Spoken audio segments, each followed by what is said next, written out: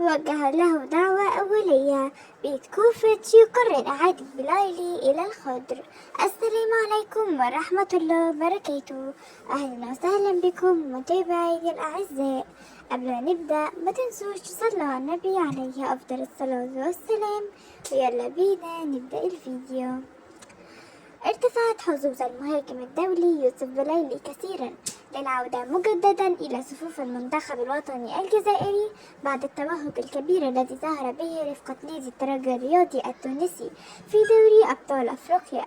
وكخطوة أولى تمهيدا لإعادته رسميا إلى صفوف كتيبة الخضر، وجه الناخب الوطني فلاديمير بيتكوفيتش الدعوة للمهاجم بلايلي ليكون في القائمة الموسعة لمنتخب الجزائر الخاصة بمعسكر الشهر المقبل.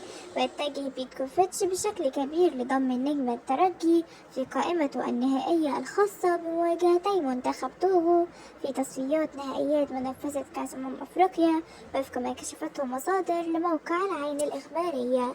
ومن أجل الفصل النهائي في قرار استدعائه للقائمة النهائية من عدمه، سيتابع المدرب الوطني مدة استمرار ابن مدينة وهران في تقديم مستوياته الكبيرة مع فريقه التونسي.